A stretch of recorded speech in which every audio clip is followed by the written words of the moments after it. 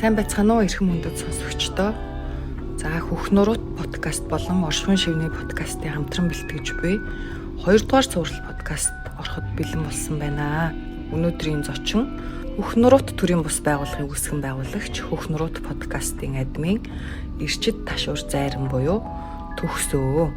За эхний өмнөх дугаар дээр Төгсөө маань маш сонирхолтой асуултуудад хариулж гахалтай, сонирхолтой, өгөөжтэй нэгэн подкастыг бид хамтран бэлтгэн үргэлжсэн. Одоо ингээд подкастынхаа 2 дугаар цувралыг та бүхэндээ өргөн барьж байна. Монголчуудын бидний үндэсний маань яг үндсэн итгэл үнэмшил буюу бөө мөргөлийн амин чанар юу юм бэ? Дэлхийг удаан оршин тогтнох. Итүүгнийг удаан аль болох оршин тогтнох. Итүүгэн дэлхий гэдэг зүйл өөрөө хүний гарт, хүний гараас болж, хүнээс болж устна гэсэн төлөвтэй байдаг.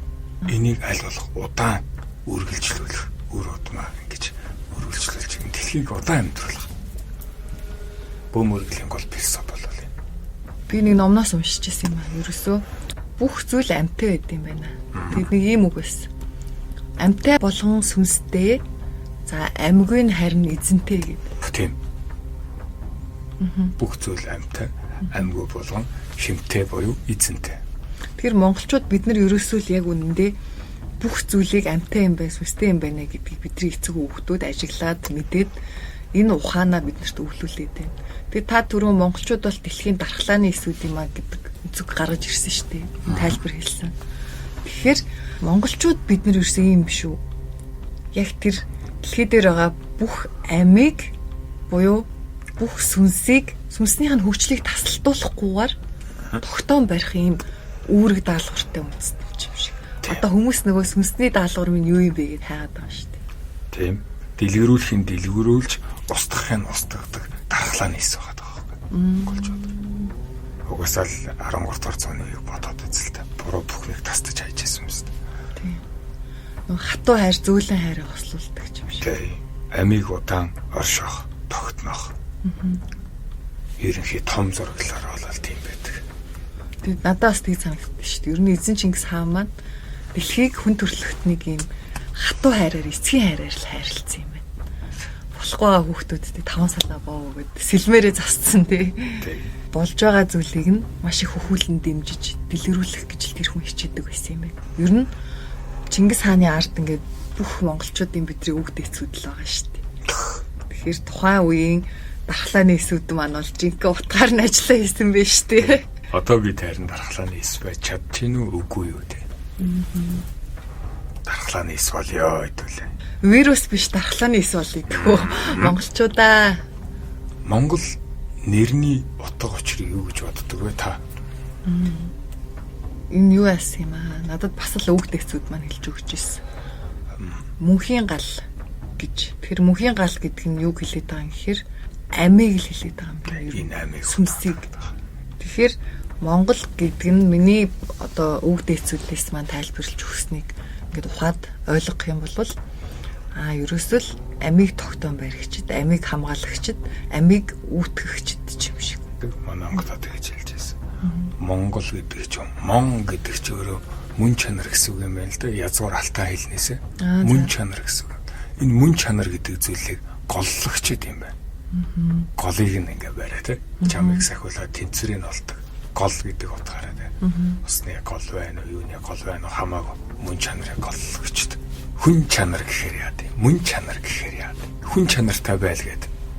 Захид нь шүү дээ Монголд. Тий. Хүн байгаарай л гэдэг шүү дээ ерөөсөө. Хүн чанарыг тухай та юу гэж боддог? Хүн чанар гэдэг нь одоогийн миний ойлголтоор бидийн сэтгэхгүй юм байна.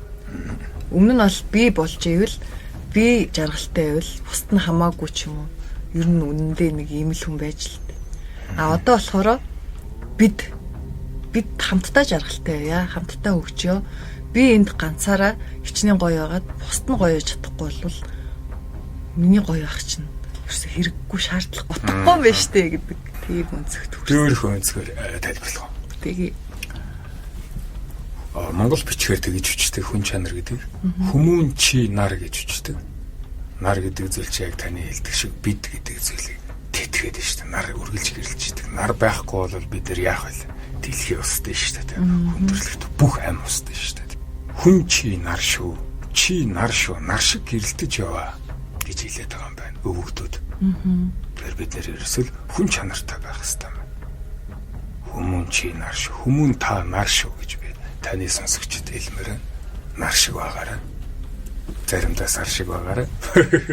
Тунгайч бодож явъя. Тэгээд энэ шинж чанар, мөн чанар гэдэг үгээ та хэдтэй нэг жоох ойлгомжтой болгох юм бол за өөрсдийнхөө нүдийг хэдүүлээ бодъё л доо. Хүн болгоны нүд өөр эдэн штэ. Тэнгот за нүдийг давхраатай, давхраагүй, урт сормостой, богино сормостой, хялбар долир, хөхнөдтэй, бор нүдтэй гэдэг чинь нөгөө шинж чанар буюу гадна харагдаж байгаа хэлбэр дүрсийг л хэлээд байгаа юм байна. Тэгвэл нүдний мөн чанар юу юм бэ гэхээр энэ ерөөсөө биднэрт ертөнцийг харах одоо дуран хараа цонх тэрл болоод байгаа. Тэгэхээр мөн чанар гэдэг нь шинж чанараасаа өөр утга санааг хэлээд байдсан байх шүү. Манайхаа энийг та хэдтэй завсар нь хавчуулчаа. За танаас бас заавал асуух нэг асуулт байна. Энийг надаас хүмүүс асуугаад байдаг юм аа. Хэдүүлээ сая ингээд бөө хүн болвол өөрөөсөө хүмүүсээс одоо хитэцсэн өндөр ч юм уу тийм ухамсаруудтай тэр гэгэрл бурханлаг мөн чанартай хүрчихсэн тэр сүнснүүдтэй холбогдож мэдээлэл аваад за тэдний тэр ухаанаар нь олон янзын аргуудаар нь болохгүй бүтэхгүй байгаа зүйлсийг застдаггүй юм байна. Оюун санааны манлайлагчд юм байна гэдэг тайлбар үзэхэд гарч ирсэн дээ. Тэгвэл яагаад одоо хэдүүлээ зүгээр үнэнтэйгээ л нүүр туллаа тийм үү? Үннээр л бай. Өнөөдрийн Монголын маань нийгэмд бөө мөргөл гэдэг зүйлийг бизнес ч юм уу болгоцсон. Тэр муу нэртэй бүнэр зөндөө байгаа шүү дээ. Арх ууж ийнлэг гин хүн амтныг ашиглаж ийнлэг гин. Тэгвэл яагаад тэр ариун оршуудтай холбогдсон хүн юм болохгүй бүтэхгүй зүйлийг хийгээд байгаа юм бол? Хамгийн одоо муу нэртэй бөөгөөс нь энэ асуултыг асуух гэж дээ. Би ч бөөнөр тундаа их муу нэртэй бөө. Тэнгэртэн бөөгөөс цухтааж амьдэрдэг. Би тэнгэртэн бөө биш. За. Би эрлэгтэн бөө. Эрлэг тамийн онгодуудтай би харилцдаг. Би дорд хөөгийг маш сайн таньдаг. Энэ муу зүйл байна, энэ буруу зүйл байна гэдгийг би хамгийн сайн таньдаг. Сайн юмыг би олж харж чаддаг. Би тэр муу зүйлийг таньснараа энэ мууг засах арга ухааныг би сэлж идэг. Тийм би эрлэгтэн бөө. Бөөг бизнес болгосон гэж хэлчих болно. Яагаад тэгэхээр би подкаст хийхдээ өөрхөн тонсыг доноо төгж болно гэдэг ч юм уу. Дэм өгч болно. Гэхдээ би хэнийгч хүчлээгүй. Миний яриа таалагдчихвал миний тонс руу эдэн төргий чирээ би онгодуудынхаа үйлд зарцуулъя. Үнчин тэнгэртнийхээ үйлийг хийчихье гэдэг бөө. Энийг бизнес болгож байна гэж ойлгож бас болно бол. Энэ цаг үед үгийг зарж болж штэ. Энэ болно гэж би үздэг. Яг хөө миний хэлээд байгаа нь болохоор та биш нийтлэг нийтийн хувьд их муу гэдэг англи руу орохгүй байгаад байгаа учраас би өнөөдөр таныг зорж ирсэн шүү дээ. Тэгээ миний ойлгож байгаа муу бөөнөр гэдэг нь хүнийг хайрлахгүй байгаа бөөнрийг хэлээд байгаа. Өвчтөе хүн ирлээ гэхэд тэр хүнийг эдгээгээд өгье гэдгийг бодохгүй энэс яаж овоо хэдэн төгрөг салах вэ гэдгийг боддог. Яг үнэхээр эдгэж өгч чадчихвэл өгөө авааны хууль гэж байгаа шүү дээ. Үнэхээр эдгэж өгч чадчихвэл авч болно шүү дээ. Тэрийг буруутгах арга байхгүй. Эдгэж чадахгүй байж тэндээс тэдэн сая төгрөгөг эдгээг гэж суучвал бас чаавасаа л гин. Би бол. Тэгэхээр харин тэр бусдад хохирлтой бусдыг хайрлахгүй байгаа үйлдэлүүдийг яагаад тэр дээд оюун ухаантай холбогдсон гэдэг байгаа бөөнөр хийгээд байгаа юм бэ? Зүгээр миний танаас асуугаад байгаа гол утга нь тэр ариунч гэдэг юм уу нэрийг барьсан хүмүүсийн арт хэм байгаа даа. Яагаад гэвэл тэр хүмүүсийг хайрлахгүй байгаа бөөнрөөс болоод өнөөдрийн бидний үндэстний маань итгэл үнэмшил нэр үнд нь шалаар нэг болчиход байна шүү дээ. Яг үнийг хэлэхэд бөө гэхэр хүмүүс айдаг, зүхтдаг, жирэгдэг ихэнх нь мэдээч хэрэг хүндэлдэг, хайрладаг, ач тусыг мэддэг хүмүүс ч байна. Тийм. Тэгэл ороогийн цэцгээс алагтай гэдэг шиг гэрэл байгаа газар сүдэр байдгаа гэдэг шиг бүх цагта муу хүн юм. Сайн цагта байж л байдаг. Тэр донд муу цагта нар байж л байдаг. Бүх бөөнөр сайн гэвэл худлаа. Муу бөөнөрч олон бий. Эндээс өөрөө ялгаад олоод очооч. Эсвэл битгий очооч. Ерөнхийдөө хохирлоо гэхэд хохирсон хүнийх нь өөрийнх нь асуудал буруу гэдэг ч юм уу явж штий бас. Хорвоо дэлхий дээр хоёр л буруутан буюу хоёр л гэмтэн байдаг. Хохирлыг үүсгэсэн гэмтэн гэж байна. Хохирлыг дааж чадаагүй гэмтэн гэж байдаг. Хохирлыг үүсгэсэн бол хохирлоо үүрээ, буцаа, одоо цэвэрлээ тарьсан хохирлоо одоо цагаатгаа зас. Хохирлыг дааж чадаагүй бол хогчин гэдэг нэртэй байдаг. Хохирлыг даад сур. Ямар ч одоо асуудал үүслээ. Чи ямар ч буруугүй, гэмгүй ганцхан хохирогч биш ээ. Чи хохирлыг дааж чадаагүй гэмт. Бөөмөргөл ийм үцэлтэй байдаг. Алдаанасаа суралц буюу дахин хохирохгүй байх ухаанд суралцаач хүүхдээ гэдэг юм шүү. Ер нь бол сайхан сэтгэл дээр гэл яриад байдаг те сайхан сэтгэлтэй бай гэдэг. Гэхдээ мэдлэг дээр суйрлаагүй сайхан сэтгэл чинь бусдад хор болж идэв юм аа. Худлаа те би нэг сайхан сэтгэлтэй би хохирогч ингэж яагаад би энд ингээд тусал сайхан сэтгэл гаргаж байгаа хохирчихлоо. Энэ ёстой муу хүн би хохирогч гэж солиороод идэв. Үгүй ээ. Мэдлэг дээр суйрлаагүй л шүү дээ таны сайхан сэтгэлч. Та харин ч бусдыг хоол олж идэх чадварт нь сурахгүй те бэлэн зэлэн хоол өгснөөрөө та тэр хүнийг хохироож шүү дээ. Энэ таны сайхан сэтгэл биш ээ. Ямар ч одоо хийж бүтээх чадваргүй арчаагүй хүнийг бий болгоод шүү дээ тийм үү?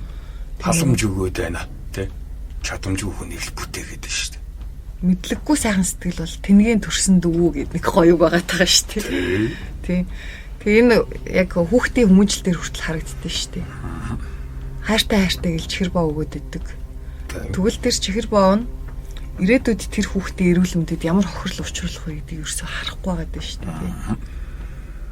Тийм энэ үнэхээр гоё үз. Би таны подкастыг сонсчоод яг энийг яриулах юмсан гэд айгүй хүссэн. Тий нөгөө тэгэхгүй бол нэг талдаа туйл руугаа бид нар чинь хазаачаад идэв шүү дээ. Хохирогчл бол ерөөсөө ингээд хамгийн хүнд хэцүү байдалд орсон. Хохирсон хүн л ингээд үнэхээр хэцүү байна гэдэг. Тэгэн гот яагаад нөхцөл байдал мэдээж юу ч болсон байж болно. Гэхдээ нэг удаа хохирчоод дахин түүн дээр хохироод байна гэдэг нь л яг нэг тэнэглэл асуудалтай хүний нэр шүү дээ. Над дээр ирж байгаа нийтлэг хүмүүсээс ажиглагддаг зүйл бол алдаанасаа ерөөсөө суралцахгүй яваад идэв юм байна. Дийлэн хүмүүс. Тиймээс энийг сонсож байгаа манайхан бүгдээрээ алдаанасаа суралцаад дахин тийм нөхцөл байдлаас болж хохирхооргүй байдалд өөртөө хөгжүүлье. Юуны төлөө хүнд оюун ухаан тарих байд юм бэ? Хинэггүйгээр хичээж засаа. Хориг хөдөлмөрлөд засаа. Дотоо зүйл байвал өөрийгөө өнгөлж амьдраа. Ерөнхийдөө энэ цаг үед амьдарч байгаа монголчууд бид нар нийтээрээ архи сархтын төрлийн ундааг хэрэглээд байна. Бөөнөр маань нөгөө дээд ухамсартай холбогдож байгаа. Нөгөө арга билег ертөнцийн гүүр болж байгаа гэд байгаа хүмүүс маань архи сархтын төрлийн ундааг хэрэглээд идэв штеп. Яагаад ингэж идэв? Гэтэл бид нар чинь одоо буддын шашнаар ч юм уу бидний ойлгодог энэ цагийн буян нүглийн ойлголтоор сархтаас хол бай гэдэг байгаа штеп. Тийм үү? Тийм. Есүс чинь лавдаар суудаг л байсан байл шүү. Тийм, Библиэр тийм гараад идэв штеп. Тэгээ сархтыг сурчилсан болчихно. Жохон муулаад их сархтыг. За. За огт сархад уухгүй бай гэж би бол хэлэхгүй. Яагаад тэгэхээр би өөрөө дарс уудаг. Хамгийн сайн чанарын дарсыг уудаг. Өөрөө дарс уухгүй ч хичээдэг. Тэгж би химээ задалдаг. Энэ бага онгодууд залж байгаа нөхдүүд маш их энэ хараа өрөө гэл ингээл хатуу нэг орс водка уугаад идэв штэ. Энэ бол нэг онгодууд нь өөрсдөө мэддэггүй бас. Энэ хим ирчмийг улаачийнхаа хим ирчвэг ингэж задлж ийж би тэнд удаан тогтцох гэдэг юм. Тэр бага онгод болоод.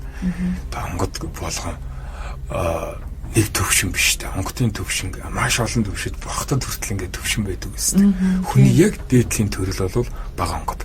Хүний яг дээдлийн төрөл.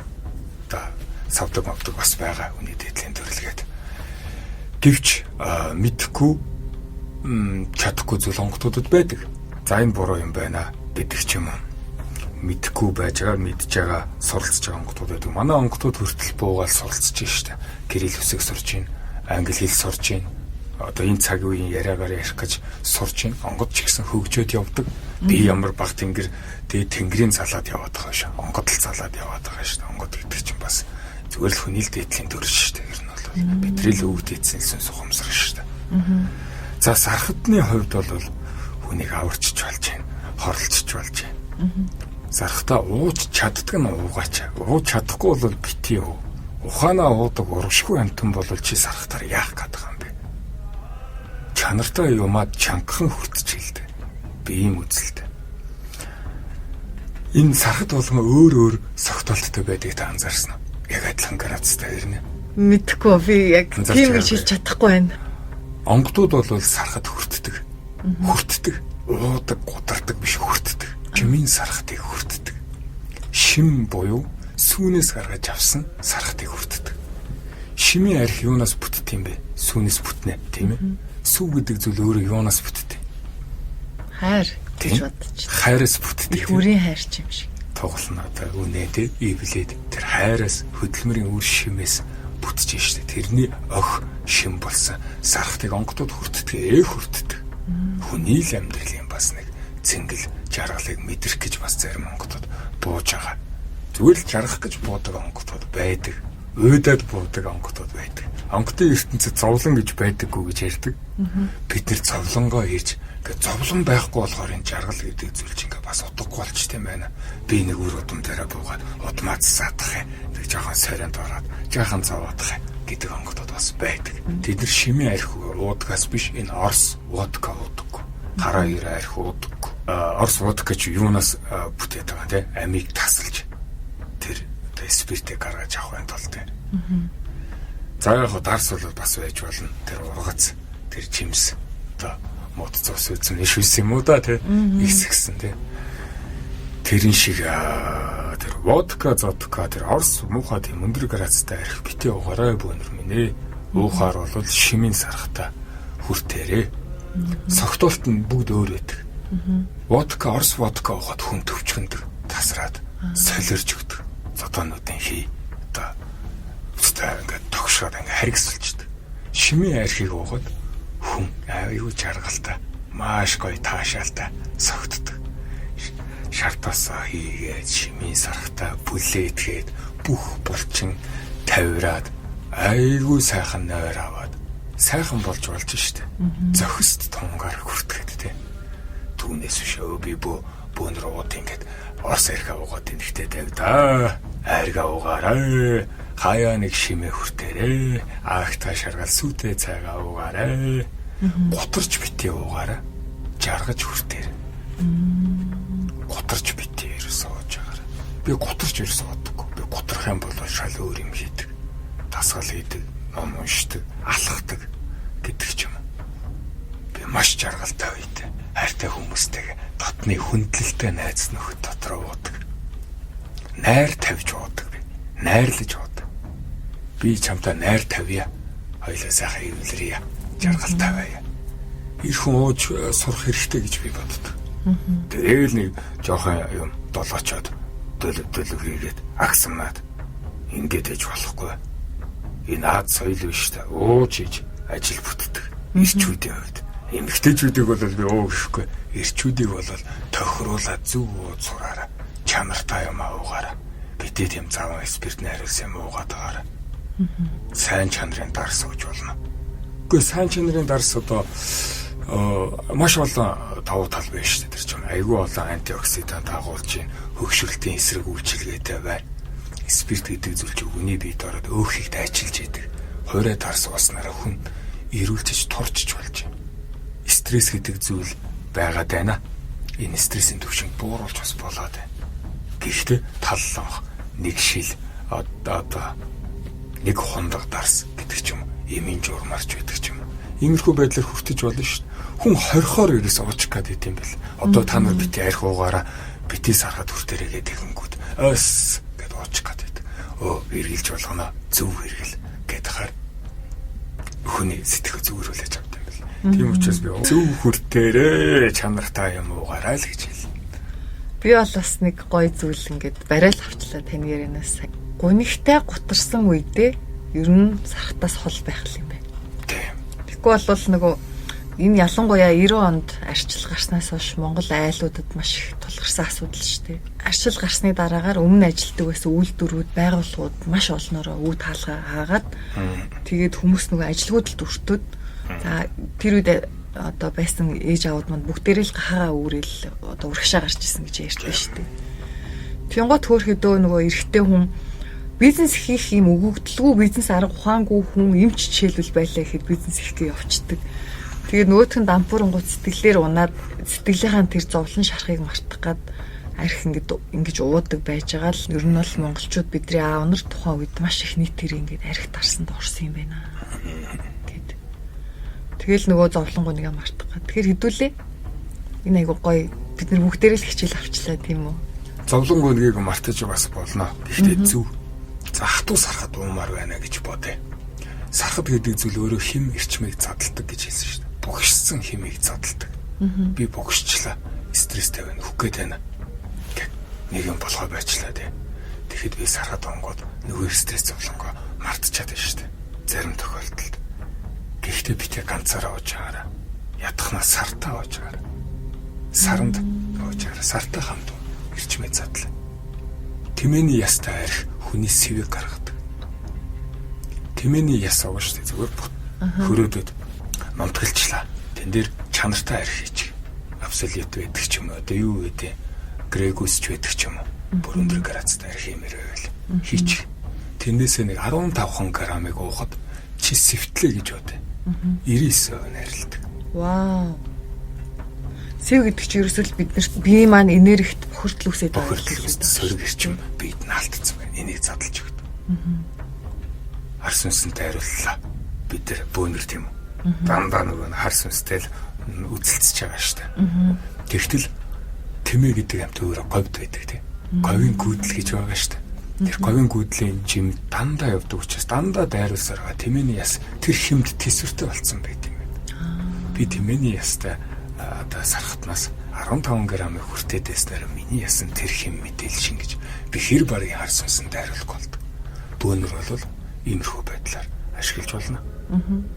Бүр ингээ богшсон сэтгэл готролд орцсон хүнийг онгодод ингэж хэмчилж байсан. Би анзаарсан. Нөгөө заагийн нөгөө тэмээний ястаа сархатнаас ийшээ нэг жоохон гээгээд нэг жүнзэг өгөөд заслын хийхэд бүхсээ хараад амиа хорлоо гэж явж исэн хүн чинь бүр юу вэ те би одоо стаалаад гээ гэдэг гэж байгаа. Амьдрах ямар сайхан юм бэ гэж тийм. Амьдрал ямар сайхан юм бэ гэдэг. Тэгээ одоо амар сайхан амжилттай явж байгаа хүмүүс байна. Амиа хорлыг над дээр ирсэн шүү дээ тэр. Тэр энгийн хүмүүс тэгж ууж болох юм. Сонсогчд маань ч юм уу. Одоо нэг ийм одоо энэ бясалгал сонирхдаг хүмүүс танай групп одоо танай подкастыг сонсдог баг. Бид нар чинь нэг сэвтэн гэдэг юм байд юм байна гэж сонсчоод өөрөө өөрийгөө сэвтэгээ яваад байдаг байхгүй. Хүн амьдралдаа ингээд нийгэмд байгаа л бол амьдрж л байгаа бол сэвтжил байдаг. Өдөр тутамдаа сэвтдэг. Та сэвтэхгүй амьдрмаар байвал зүгээр үхчих. Үхчих юм бол та сэвтэхгүй. Амьдрмаар байвал та угаасаа сэвтэн. Тэр сэв гэдэг зүйлийг та гаргаж сурах ёстой. Яг гар хэр боллоо, халтар боллоо, бактери наалтлаа. Энд чи өөрөө сэв. Бидний нэг бактерийн эсрэг савнгаар угаалаа, сэвээсээ гаргалаа. Гарны хүндрэл угаахгүй бол айгүй хэцүү болоод. Угаахаар нэг сайхан өнгөрөө гойлчдаг та. Энэ шиг хүн өдөр тутамдаа энергийн бохирдол хүмүүстэй харилцаанд орж л байгаа бол хүссэн хүсээгүй их баг сэвийг авч идэг. Энэ сэвээ гаргаас орч. Гэрийнхэн гадаа хаалган дээрээ 7 их шиг ингээд наачих, зурчих, биччих. Гэт сэвэ гаргаад гэр оронд оролт. Тэхгүй сэвтэж байгаа Улаанбаатар төгжирч хүмүүстэй муудалцаад бөөн сэв хураацсан байгаа шүү дээ. Гэрлөөгөө ороод их нэртэй оролт хөөхтэй цаганд бишээ сэвтсэн гэдгээ би өөрөө мэдчихэж шүү дээ ухамсараа. Гэрийнхэн гадаа ирээд хаалганы ховд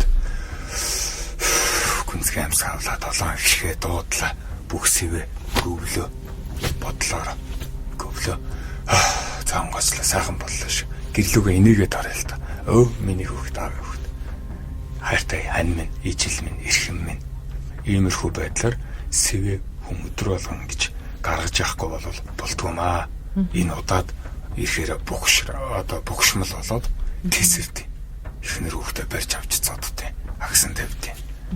Тэр комплект удаан тэгээд яваад гар яадаг лээ тесэрдэг үстэй. Тэрэн шиг сэв гэдэг зүйл удаан хоримтлагтаад ирэхээр тэгдэг. За эсвэл зөвхөн сархтай дүүл жишээ авлаа. Зүгээр өөрөөр тэгвэл энэ сөрөг бохирцсан хэмиг яаж задлах юм бэ? Тэгээ бүхэл одоо кинонд аим шин кинонд дэр ч нөө бэлтгэгчд ингээл давсан цацаал байдаг шүү дээ. Давс хүний сөрөг хэмээг бас задлж яадаг. Давстаа усан твддэг. Халуус. Бүх эрчим хэмээг задалдаг. Сөрөг хэм. Давс өөрөө эрчим маш их татдаг. Давсыг зүгээр халаахад л ойр хавьяхан бүх эрчмийг татдаг. Сайнтай муутай бүгдийг татдаг. Жорнолоо хийгээд устгах чилд. Эсвэл халуун усанд давс өөрөө халаахаар эрчимдэг. Халааж ягаад ус руугаа хийлээ өөрөө орлоо бүсээгээ задлчаа гэдэг ч юм уу. Энэ эрчим энерги гэдэг зүйлийг байнгын цэвэрлж явах хэрэгтэй. Энерги ингэж юм одоо зөв урсгалд байлгахгүй бол төгжиж ирээсээ болдоггүй. За бүхшчлээ. За эсвэл сайхан дуудуулъя. Хөөмөлий. Эсвэл дуртай дуугаа чихвчээрээ сонсъё. Өөртөө хамгийн ирч хүч өгдөг чамайг жаргалтай болгоод дууг сонс. Тэгэд энерги биеэрээ урсах. Тэгээ сөрөг эрчмээ хөөгд гаргаж. Тэгээ жаргалтай бол. Тэгээ гэрт ор. Тэгэхгүй ингээд сэвцээгээд бохирсан хിവэрэ гэрлүүгээ ороод гэр бүл салалт ч хамгийн их болоод байна шүү дээ. Эрчим хэмээ задалцураа сөрөг эрчмээ задалцур гэдэг зөвлөгөө өгдөө та нар сонсогчдод. Маш олон төрлийн арга байгаа. Зүгээр л хамгийн энгийнүүдээс нь л ярьлаа. Энэ надад бас яг таны саяхан ярьсан асуултад айгүйх ирдээ.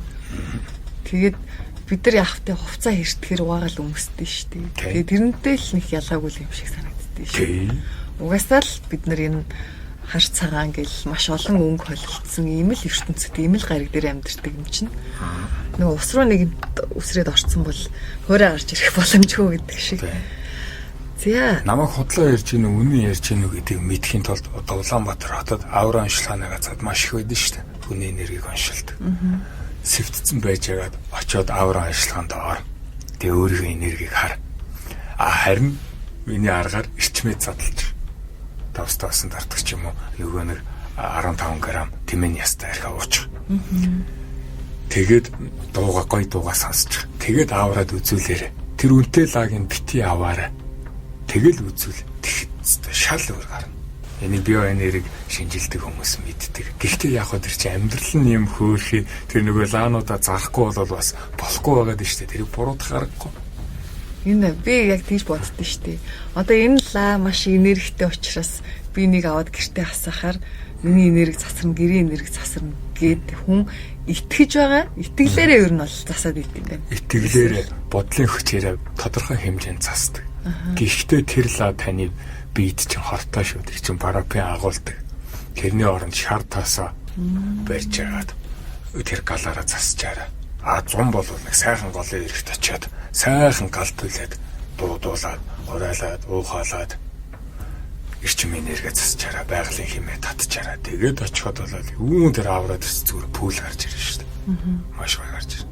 Хүмүүс сонсох хэвээр зүйлэл сонсдог бах та. Мэдээж хэрэг нэг сонсож байгаа хүмүүс эндээс авах хэвээр зүйлсгээ уучраас л сонсоод цагаа зарцуулаад сууж байгаа бизээ. За сая хэдүүлээ яг энэ сархад гэдэг зүйлийг ярьлаа. Тэгэхээр сархад маань өөрөө хоол ундааны зүйл рүү орж штеп. Эдээ ундаа. Тийм эдээ ундааны. Тэгэхээр хоол хүнслэхүй ухаан гэдэг ч юм уу. Тийм. Өвгөд бол мянган хүнсч гэдэг мэрэгшилтэй байсан билээ. Тэр нь болохоор одооны хоол зөч гэсэн үг. За. Би энэ мянган хүнсч ухаанаар нь мэрэгшиж яваа. Тэгээ анагаахын салбарыг өнгөсөн шүү дээ. Би ч өөрөө клиникээ хоол зөч мэрэгчлээ хүн замб дээр. Хоол хүнсний тухай юу асуумаар байна? Ингэс юм аа. Миний хувьд яг сэрэлт эхлээд хоолноос л эхэлж ирсэн. За. Яг сэрэлт чи ерөөсөө бас нэг өнцгөр одоо би суралцагч нартай тайлбарлахдаа бид нар өөрөө хайрлах хайрын ухаанд суралцах аяллыг эхлээд байгаа юм байна. Тэгээ яг ингээл өвгдүүд маань намайг ямар их хайрлт юм бэ өвгдээцүүд маань гэдгийг би анх удаа ингээд ухамсартайгаар оюун бодлороо тэдэртэй холбогдоод тэр хайрыг мэдрээд тэгвэл би өөрөө хайрлт өглөө гэдэг асуултыг эхлээд байсан.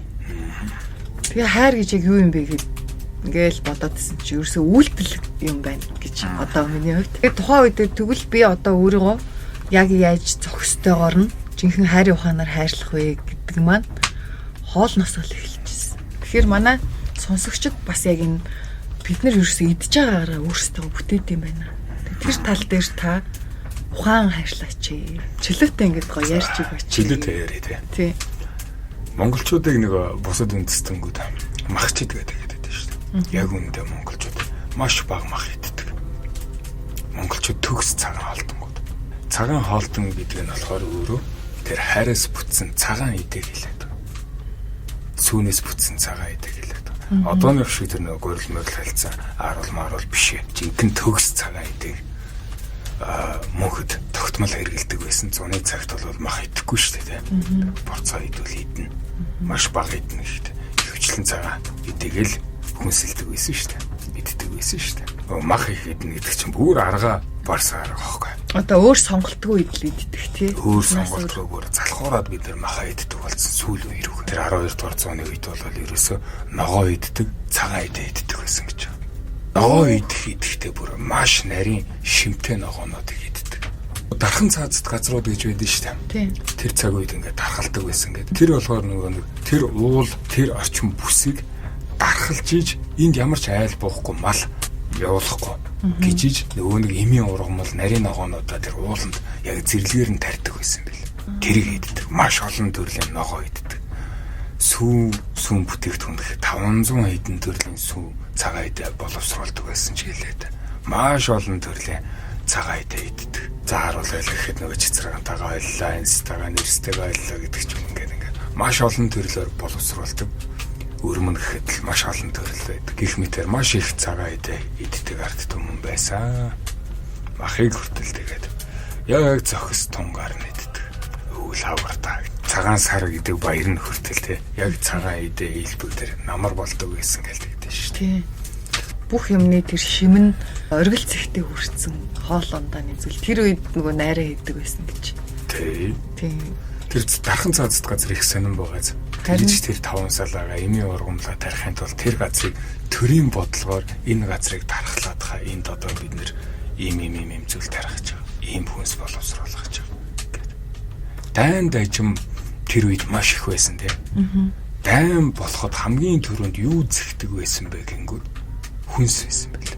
Хүнс гэдэг зүйл ерөөсөө л дайныг хөдөлгөж чадах маш том гэж.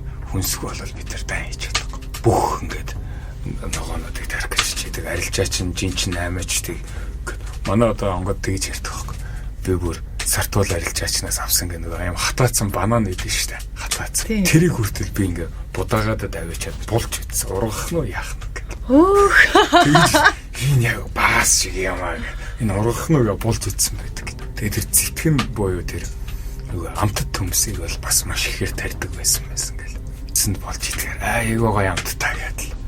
Би амтд төмсөй чинь бүр саяхнаас л Монголд орж ирсэн гэж бодоод байгаа шүү дээ. Гүү байсан гэдэг. Тэгэхээр өнөөдөр бол бид нэр хичнээн эрүүл хооллоо гэж хичээгээд хоол хүнс гэдэг зүйл нь боловсрч буй орчин өөрөө бохор болохоор эндээс ягаад ч эрүүл хоол гарахгүй юм байна л да.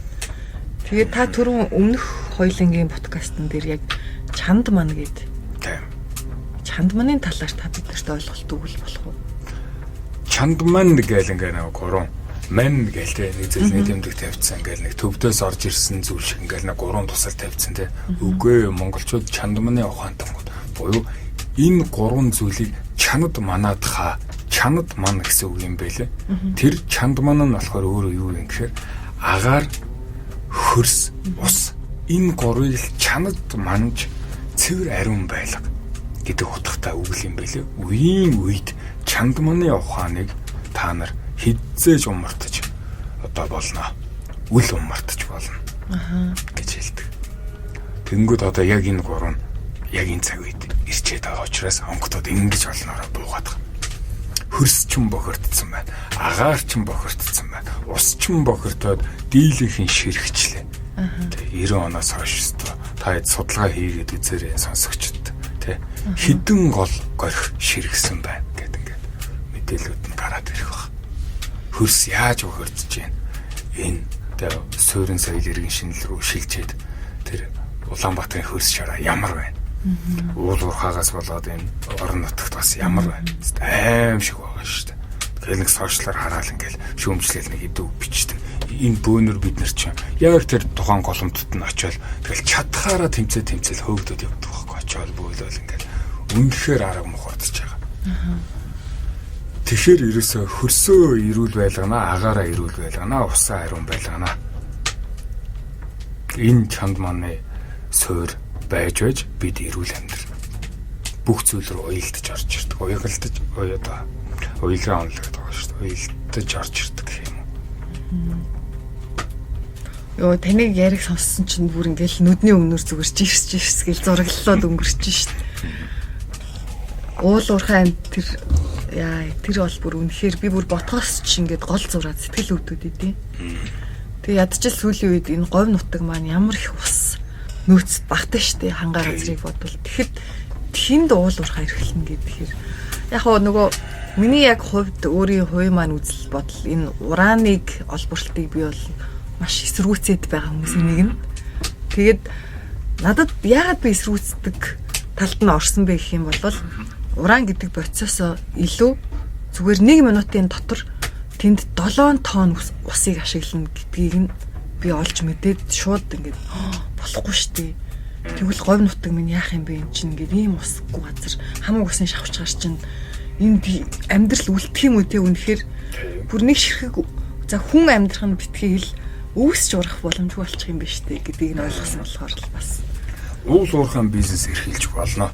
Уул уурхай байхгүй бол Монгол улсын эдийн засаг юу болох вэ? Уул уурхай байж ич одоо баг Монголыг одоо дижээж байгаа нь уул уурхай байж штэ. Яг одоогийн нөхцөлд бол гэхдээ алдаа олборлж болно, зэсээ олборлж болно гэхдээ ураанаар л бити оролдоо одоохондоо гэдэг байна. Бити ураанаар оролдоо. Энэ дээр одоо би сүүлийн 5 жил тасралтгүй тэмцэж чинь одоо бүр ингээд цөхрөнгөө барж байна. Энийг яривал стресст чинь өөр юм ярив. За тийм. Йоо. За зочноо стресс төлж болохгүй. Тэгэхээр гоё ингээд зочноо гоё яриулж болох сэдвүүдэл хэдүүлээ дагны. За. Тэгвэл одоо та хоол хүнс за энэ хоол ундаа хүнслэх үе гэдэг. Тийм. Тэр тал дээр биднэрт илүү дэлгэрэнгүй ярьж өгөөч ээ. За. Хамгийн ихний суурь ойлголт байгаа. Юу идэх вэ биш яаж идэх вэ? Яаж хүртэх вэ гэдэг нь хамгийн чухал. 1 номерын асуудал. Яаж идэх вэ гэдэг нь хамгийн чухал байдаг. За энд 2-5 хоол байна гэж төсөөлье. За нэг тал дээр нь дэлхийн хамгийн эрүүл хоол. Одоо тэр ногоо могоо орс одоо юу гэдэг дахианы цээж махцахч байдаг ч юм уу. Одоо юу гэдэг те салмон загсч байдаг ч юм уу. За нэг тал дээр нь за мантун буз байна, бэрхшгүй байна. за Тэгээ хамгийн муу гэж хэлээд байгаа хоолнууд байна. За энэ 2 хоолыг би хамгийн эрүүл хоолыг ингээд маш хурдан идчихлээ. Эсвэл ууж байгаа юм шиг, цөөнг ууж байгаа юм шиг идсэн. Ингээд миний биед маш их хор болно. Хамгийн эрүүл хоолыг би хурдан идэхэд. Олигтойч ажиллахгүй идэхэд. Тэр пэршгийн мантун бууз байлаа. Би тэрийг зөв хүртэж, зөв жажилж 45 удаа жажилж идэхэд энэ миний биед им болно. За энэ шимийн сархад байна. Энийг би шившээд тийм үү. Энэ миний биед хэрэгтэй. Хэвээ эдэний дээч намайг эрүүл болгоно. Намайг сайхан нойрсуулна. Миний бүх булчин суллна. Гэт эрүүл шившээд уухад миний би эрүүлж чийдэг. Энийг би хор гэж бодоод уухад миний би хордож чийдэг гэдэг шиг. За түрүүний хоол руугаа төгөлшилж. Хүн хоолыг зажилж идэх нь хамгийн чухал гэдэг онгодууд бүх онгодууд ярьдаг. За хүн яагаад хоолыг заавал зажилж идэх ёстой байгаад байгаа юм бэ? Ялангуяа 45 удаа 60 удаа зажилж идэх гэж онгодууд хэлээд байдаг. Тэгэх юм бол чи 90 наслан 100 наслан гэж хэлээд байдаг. за Тэгээд энийг ингээд судлаад үзсэн чинь энд ингээд шүлсний болж байгаа 5 бүл тийм шүлсний болж байгаа байд юм байна. Тэр хоолыг би зажилж идснээрээ яг тэр мах ихч байт юм уу тэр хүнсийг боловсруулах одоо тэр фермент энзимүүд нь хүний шүлснээс ялгарч идэв юм байна. Тэгэхгүй шууд ходоод руу орохоор энэ өвчлөл үүсгээд идэв юм. Маш хурдан хоолыг идснээрээ хүн таргалдаг, хүн өвчлөдөг. Тийм учраас хоолоо ерөөсөө маш сайн зажилж идэх юм байна. 30-аас 45 удаа зажилж идэх ёстой.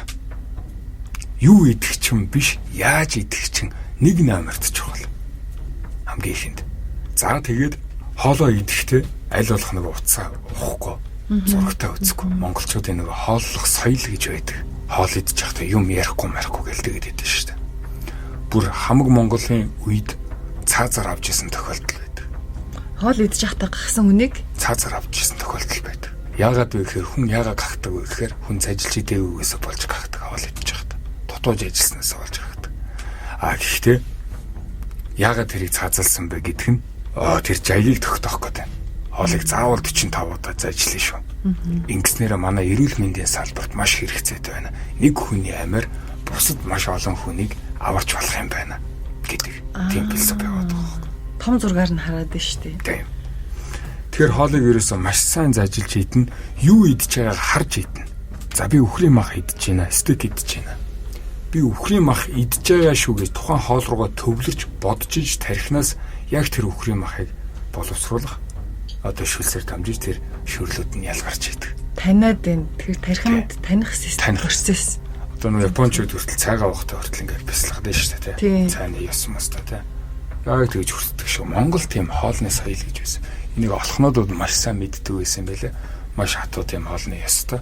Тиймээс юу идэх чинь чухал биш ээ. Юу ч идэж болно. Гэхдээ зажилж ид. Сайн зажилж юу идэж байгааг харж ид. Энийг л магадгүй хүүхдээцүүд маань энэ соёлоодаас сэргээх гээд бид нар дээр ирээд байна тийм үү? Бид нар ч өөрсдөө хүүхдээцүүдийнхээ ухаанаар дутаад цаанаасаа юм сэрэлт явагдаад байна гэж сая бодогдлоо л. За хоол хүнсэн дээр зажилах нь болон яаж идэх нь хамгийн чухал юм байна. За дараа нь юу идэх вэ гэдэг рүү орж ирнэ шүү. Ир малын махаа иднэ гэдэг ч юм уу тий. Им малын мах байнга идэвэл им шиг өвчин туснаа гэдэг ч юм. Одоо нөгөө нэг гомоли спичүүд их үсээд байгаа нөгөө нэг им мах идэд им дахиа идэд гэдэг ч юм. Эндээс маш их болдог. Даруйд Луис Стенфорд жилүү бид нэг судалгаатай танилцж байсан. Бүх үндэстэн дээр судалгаа хийсэн байгаа байхгүй. Дэлхийн хамгийн эрүүл хоол юу юм бэ гэдгсэн чинь нутгаас газар зүүн байршлаас шалтгаалаад өөр байсан. Бид нар халуун орныхны иддэг хоолыг идээд, солонгосчуудын иддэг хоолыг, европчуудын иддэг хоолыг идээд бид нар эрүүл болохгүй. Тэд нар яг ингээд соёлын товтлогоо хийн штэ. Энэ бол хамгийн эрүүл хоол. Та нар энэ хоолыг эзснээр эрүүл байна гэдэг ч үгүй. Тэгсэн чинь тэр судалгаагаар чи өөрийнхөө өвөг дээдсийн иддэг байсан хоолоо эзснээр эрүүлждэг юмаа гэдэг бүр маш том компанид ажил хийгээд судалгаа хийгээд судалгааны үр дүнгээ танилцуулсан. Өвөг дээдсээ иддэг хоолыг эзснээр эрүүлж гинэ гэдэг судалгаа гарцсан бүр. Тэр өвөг дээдс минь юу иддэг байсан? Цагаан идэг иддэг байсан. Маха маш сайн зажилж иддэг байсан. Нарийн ногоо иддэг байсан. Эмийн ургамлууд иддэг байсан. Цайгаа чанахтай хүртэл нөгөө 9 төрлийн эмийн ургамлаа хийгээл солил грэнгорл гал ингээл будаага хийгээл хоол шиг цаавдаг байсан. Давсыг маш бага эргэлдэг байсан гэдэл. Таван цулаа иддэг байсан. Махан там барьдаг байсан гэдэл. Сайн чанарын өөх тос хэрэглэнэ. Шар тосоо сайн иднэ. Ихгүй бол зүүн өрөх өвчин туснаа. Цэсний хүүдийг авахулна. Зөв сарахтаа хүртнэ. Ногоогоо сайн иднэ. Им ногоо, ир ногооч гэж байгаа. Гэдэл ингээд наривчлалтай ярих юм бол ингээд мөрч ном гаргацсан болохоор яриад байвал дуусахгүй. Тийм учраас хамгийн чухал зүйл чи ерөөсөө зөв хүртэх юм байна. Юу идэх гэхээсээ л за юу идэх нь ойлгомжтой. Өвгдээ цагаа иддэг байсан зүйлийг судалж байгаа түүнийг л идэх юм байна. Зөв хүртэх нь байна, зажилж идэх нь байна. За эрүүл амьдрахад хоол хүнс хамгийн чухал байна. Гурван л одоо бас чанд мөн байгаа. Чандган дээрээс суурилж ярьж штэ. Тэ. Хөрс эрүүл байжж бид нар эрүүл хүн сэргийлнэ. Ус нь эрүүл байжж бас эрүүл хүн сэргийлнэ. Агаар нь эрүүл байжж бас эрүүл хүн сургана. Тэрэн шиг бас хамгийн чухал гурван зүйлийн нэг нь за хоолт байна. Нэг нь зөв амьсгалах гэж байдаг. Зөв амьсгалах. Эрүүл агаарт амьсгалах хэрэгтэй. За Улаанбаатарын утаа түүжрэнд байж байгаа бол зундаа сайхан хөдөө гадаа гараад сайхан эрүүл агаараар амьсгалаад үр хүүхдүүтэй нэг 100 хөдөө амраач чагаараа уушиг дүүрэн амьсгалж байгаараа тэгжидэл өвлөө даах хэмжээний болно гэдэг ч юм уу. Энэ баг монголчууд цаанаасаа мэдрэмжээрээ ингээд наадмаас хойшоо бүгд тэгвэл гараа явчихд юм биш үү бид нар. Тийм бид нар зөнгөөрөө тэгдэг. Улаанбаатар чи эзгүүрээд хөдөө төгжрээд эхэлчихдэг гэдэг шүү дээ. Хотын төгжрээ арилаад. Тийм. Манайхан сэрж эхлээд байгаа байхгүй. Цаад зөнгөөрөө онготууд нь шивнээд байгаа шүү дээ. Хөдөө эрүүл агартаач. Тэгээд за зөв амьсгалах нь маш чухал юм байна. Амраараа уушиг дүүрэн амьсгал аваад гаргах нь байна. Нөгөө цагаан лонхоо тоолох нь байна. Нэг цагаан лонх, хоёр цагаан лонх гэдэг гэх мэт. За гуравт нь болохоор зөв нойрсох. Нойрны асуудал Монголд маш их байна. Би ч өөрөө нойрны асуудалтай болсон. хойд зүг рүүгээ бид нэр харж унтдаг. Үеийн үед хэдэн мянган жил бид нар хойд зүгтээ толгоо харуулад унтж ирсэн. Монгол гэртээ. Энэ яагаад хойд зүг рүү харж унтаад байгаа юм бэ? Хүний тарих, хүний оройн хүрд соронзон дэлгэн ялгаар болдог. Хүн ингээ өсч ингээ соронзлогдчихдаг үстэй. Тий. Хойд туйлаас соронзон дэлгэн ялгардаг. Хойд туйлаас. Тэгээ бид нар хойд зүг рүү харж унтснараа маш сайхан амардаг. Энийг та зүгээр хөдөө очиод Монгол гэрт очиод унтаад үзээрэй. Өглөө ямар ирч хүчтэй сэрхэн. Ямар ханцсан мэдрэмжтэй ирч хүчтэй сэрхэн. Энэ бүрэн батлагдсан зүйл. За хотод бол өглөө болгоно их ингээ сайхан мэдрэмжтэй аз жаргалтай босдоггүй шүү дээ. Стрессийн даврам тултал ялгарцсан нэг амраагүй юм шиг амарцсан юм шиг сэрдэг. Мод хөдөө бол яалтчгүй зүгээр л сайн байна уу амьдрал минь гэлсэрдэж шүү дээ. Бараг би бэлэн байна. Тэгэхээр ерөөсөө сум өдөө орнотоо хөгжүүлээд одоо яг ингээд маллаад хөдөө гараад амьдарч ихээр айгүй хэцүү. Эрдэнэ тод надад бол айгүй гоё таалагддаг. Кино театр нь байвал байна. Хаяа нэг баар орё гэвэл баар нь байна гэдэг ч юм уу. Гоё ресторанд хоол идмээр байвал байж лээдэг. Гэхдээ эрүүл зэвэр агаартай, стресс багтай гэдэг ч юм. Яг энэ эрдэнэ чиг хотуудыг олноор байгуулж энэ 21 аймгаа хөгжүүлэх зүйтэй болов. Тэгээ Улаанбаатараас тарж амьдрия айдвал гэдэг юм бодолтой. Миний хувьд. Адилхан. Бид нар Улаанбаатараас өөр сонголтгүй юм шиг л тэндээ чигжид байна уу даа л гэж хардсан шүү дээ. Тэгээ би өөрөө ч ихсэн Улаанбаатарт биш өөр яг л аль нэгэн аймагта, сумдуудаа, аль нэгэн хоттой ч юм уу амьдрын гэд одоо бодно гэхээс би бараг шийдсэн ч гэж хэлж болохоор. Тэгээ яг тань шиг бодож байгаа хүмүүс байгаа. Таанч нэг ажил нь Улаанбаатарт байдаг. Миний хүүхдүүдийг хэн тижээх вэ? Хөдөө очиод би цалингүй гэдэг асуудал байгаа шүү дээ. Тэгэнгүүт энэ төр засгаас бодлого хэрэгжүүлээд энэ 21 аймаг руугаа үйлдвэрүүд бариад хөгжүүлмээр байна. Тэндээ өндөр цалингаа аваад сайхан аз жаргалтай амьдрмаар байна. Энэний төлөө хэдүүл төр засагтаа найдаад суух биш.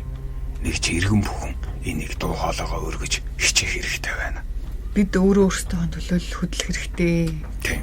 Бидний өмнөөс ер нь хинж хөдлөхгүй л гэдэг сан. Гэн төрийн томчууд байна. Эдгээр чинь солиод нэмэр байхгүй. Яг нэг ч иргэн бүхэн сэрд сэхэрж ухаантай болж байж. Нэг хэмэнд орж байж. Нийтээрээ нэг хэмэнд орж, нэг хэмийг бүтээж байж. Урт удаан аз жаргалтай амьдрах гэдэг байна. Ой дүүлээ. Тэгэхээр угаасаа энэ биелэн онгодод боломжтой. Угаасаа тэгнэ гэсэн. Одоо нэг 6 жилийн өмнө жилүүтэй 2 сонгуулийн дараа энэ Монгол улс орн чинь цэгцрээд эхэлнэ. Төрд зөв хүмүүс нь гараад эхэлнэ гэсэн. Одоо нэг 3 жил үлдэж байна уу? Зөв замд ороход монголчууд удахгүй дэлхийн оюун санааны удирдагчид болно. Тэр Кембриж байна уу? Харвард байна, Стэнфорд байна, Йейл байна. Монголд тийм сургуулиуд нь байгуулагдаад дэлхий биднээс суралцах гэж ирдэг болно. Энэний төлөө бид хичээх хэрэгтэй. Бид дэлхийн оюун санааны удирдагчид гэсэн шүү дээ. Хөх толботонгод. Дэлхий биднээс сурах хэрэгтэй байна. Тэгэхгүй дээ бид нар тэтгэлэг үзэлтэл гадагшаа. Энэ нэг бодлын зөв. Гэхдээ бас ирээдүйд бүр гадаадууд ингээд Монгол руу ирэх гэж виз аваад Монголд сурахын төлөө ирдэг болгомоор байгаа даа. Миний шунал хүсэл. За би таны подкастаар дамжуулаад нэг зүйл хэлж үү. Тэгэлтэй нэлт. Би нэг 3 лан одоо өртөөч онгодоос худалдаж авсан мэдээлэл. Нэг онгодоос мэдээлэл худалдаж авдаг. Би ч өөрөө Жанжинбаатар одоо онгодтой хүн.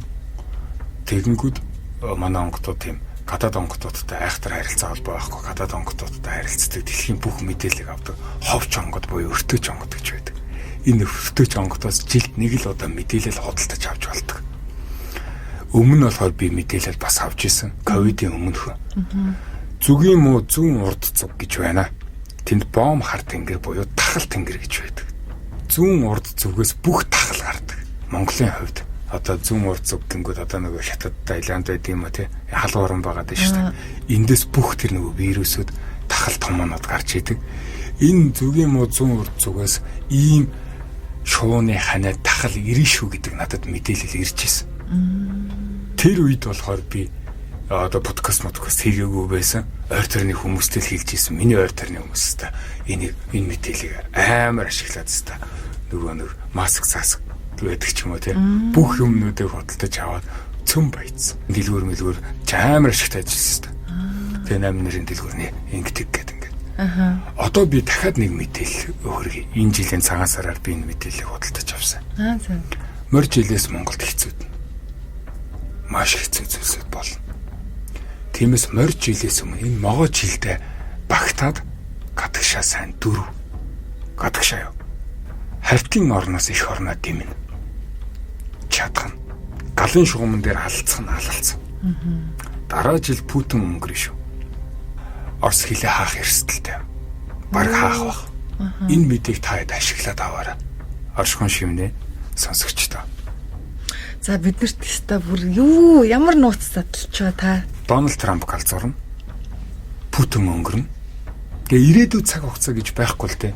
Эн чинь маш өндөр тооцоолол таамаг дээр явж байгаа. Монгол онгодууд Путинг ингэж хамгаалдаг, мандаг. Гэхдээ хамгаалтаа болж байгаа юм байла. Одоо энэ болно гэдэг. Тэгэхээр хин нэгэн будаад алчих эрсдэлтэй. Хамгаалтгүй болсон юм чинь. Тэгээ Путин одоо юу үл өнгөрнө шүү. Тэнгүү дэлхийн эдийн засагт юу болох нь? Тэр нөө Forex хийдэг, арилжаа хийдэг нөхдүүд бас байгаа шүү дээ. Алтан дээр тоглолт, ханшийн зүрэн дээр тоглолт хийдэг. Энэ нөхдүүдэд ч хэрэгтэй мэдээлэл. Иймэрхүү мэдээллүүдийг би авдаг. Одоо би подкастэнд ингээд оролцоод байгаа. Подкаст өөрөө хийх гээд байгаа. Энэ мэдээллүүдийг хүмүүс түгээе гэдэг ингээд. Өмнөх мэдээллийг би зөвхөн хувьдаа л ашигласан. Чаавас.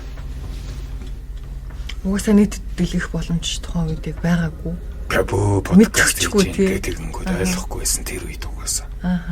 Хамгийн анхны бөө подкаст хийсэн чинь нөгөө зөв тав байгаа шүү дээ. Ковидын үеэр л хийгдсэн шүү дээ. Би чи ковидын өмнө тэр мэдээллийг авсан байгаа шүү дээ. Яг ковидаар чи олон хүмүүс зөв тавгаар амьсгалсан шүү дээ. Тэгсэн. Тэгээ энэ мэдээллийг та хэд мань зөв ашиглаарай. Гадаадд байгаа хүмүүс танай подкастыг сонсдог бол хайртай дотны хүмүүсээ бүгдийг татаж аваарай. Дараа жилээс виз маш хэцүү болж эхэлнэ шүү. Аль болох хортхон дөрөвцгөө. Цаг нь ирэхээр дуудана. Дуудлагаараа онгодод угаасаа дуудаад одоо их орн руугаа буц, их орноо хөгжүүл гэж хэлнэ. Харин их орноо илгэндээ тэгээ, сэтгэлдээ тэгээд би хартын нутгаас их орноо түшнэ гэд харь орныг зориороо тэнд очиод чадлаараа хөдөлмөрл зүтг их орн руугаа мөнгө явуул. Галын шугамд алдчихж байгаа хүмүүстэй. Та өөрөө тэнд хадгаламжтай бол мөнгө ураа баяж чинэлэг бол шуналтай бай. Шунал бол нүгэл биш юм билээ манайхаа. Бидрийг шунал бол нүгэл шүү гэдэг ийм шашны хайрцагт л чихцэн байна. Одоо хэдүүлээ энэ хайрцагнаас гарыг одоо хэдүүлээ үннийг мэдээ. Матрикс гэж яг юу хэлээд байгаа юм бэ гэхээр шунал бол нүгэл юм а гэх мэтэн л ийм ухамсрыг хайрцагт оруулсан явдал юм байна. Матрикс бол. Шунаж үзээгүй хүн байд юм уу? Хитийдсэн шунал бол болохгүй гэдэг шүү дээ. Зөв шунал байх ёстой шүү дээ. Атаархалж байх ёстой шүү дээ. Цагаан атаархал те. Хүнд яагаад авир тарих гэж байдэ? Авир 6 тарих. Дагцсанд байдаг. Авир 6 тарихыг манай сонсогчд мэдэх болоо мэдэхгүй байна. Тэгвэл хөхнөрөө та сонсоорой. За тий. Тэгээрээ манайхаа хөхнөрөөт дээр маш тодорхой байгаа. Оршин шивнэгийн нэг дугаар байгаа. Хүсэл яагаад биелдэггүй ээ? Хүслээ эрхэн биелүүлэх вэ гэдэг хүсэлтэй холбоотой. Тэрэн дээр болохоор подкаст гэдэг найз маань бит хоёр ерөөсөө хүнд хүсэл шунал, хүсэл тэмүүлэл гэдгийг ялгадаггүй л юм нэг эндүрл ч юм уу. За бид нарт яваад идэм байна. Хүсэл шунал гэдэг нь юу хэлээд байгаа вэ гэхээр хэрэгцээнээс ихтэрсэн эсвэл бусдад хор хохирол учруулах үс тэр материалын хүслийг хүсэл шунал гэдэг. За. Тэгээд хүсэл тэмүүлэл гэдэг нь болохоор яг өөртөө болон өрөөлт өгөөжөө өгөхөр хүний нэг тийм шунлыг л хэлээд байгаа юм байна гэдэг. Шунлыг буруу гэдэг байгаа учраас зөвтгөх. Яг зөвөр хүмүүс ойлгож аваасаа гэдэг үүднээс тийм подкаст байсан. Хүн шуналтай байх хэрэгтэй. 9 төрлийн шунал байна гэж түрүүн ярьлаа. Түрүү цус дөрчсөн. Гэхдээ дэлгэрүүлээд ярьчвал зүгээр ч юм болов. Эрүүл мэндийн шунал дээр бол хэллээ. Хэлцэндээ сая. Шуналтай бай, эрүүл байна, чирэг байна гэдэг. Эрүүл биед сарвал ухаан байдгаа гэдэг тийм. Би эрүүл байж иж хүний оюун санаа зөв ажиллаж идэг. Сүнс тэгш оршиж идэг. Голлож. Эрүүл бус хүний сүнс гэмтэлтэй байдаг. Тиймээс бие эхлээд эрүүл болгоно. Түүний дараа нөгөө дааврууд чинь тэнцвэрч идэг. Сэтгэл гэдэг нь даавар гэдээ хэлээд байна шүү дээ. Энэ шүүрлүүд. Тэ кортизол даавар бөөрийн дэд толчиргаанаас ялгарлаа. Би амар ууртаа олчиход шүү дээ. Тэ энэ муухай сэтгэлтэй хүн гэж хэлээд байна шүү дээ. Гэдэг ч юм. Сэтгэлийг даавар гэдэг илж болно.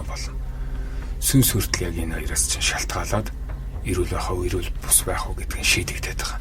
Тиймээс эрүүл мэндийн шуналтай бай. Эрүүл бай. Махан бие эрүүл болго. Сайтар алах. Дасгал хөдөлгөөн хий. Фитнест явах дургүй байж болно. Зүгээр сайн алах. Алхах ч өөр хамгийн сайн дасгал. Хүний бие эрүүл болгож өгдөг. Хүн алхаж байхдаа хүртэл сүнс нь хэм хурааж одоо уулын билээр алхах, уулын оройгоор алхах, хаагуур алхах гэл ингээд энэ бол оноос шалтгаалаад сүнс өөр хэм татчихийдэг. Тийм учраас эрүүл бай гэвэл сайн алхах. Алхаал энэ ч хамгийн супер дасгал.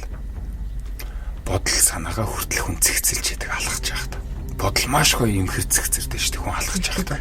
Ялцчгүй дээ. Дуу сонсоод, чихвчээ сонсоод ч юм уу зүгээр юм бодоод алхахдаа айгүй гоё цэгцэрчтэй шүү дээ. Бити алхахаас ойрглоо.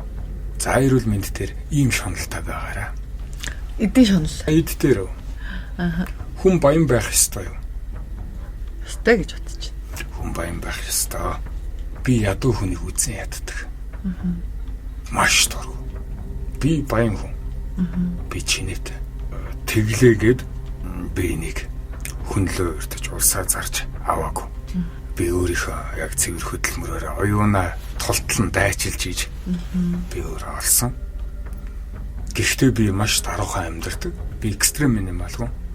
Илүү гарсан бүх мөнгөө би амбахаа сандаа оромтлол өнчин гэртэндээ зарцуулдаг. Энэ надад үнэхээр таашаалдаг.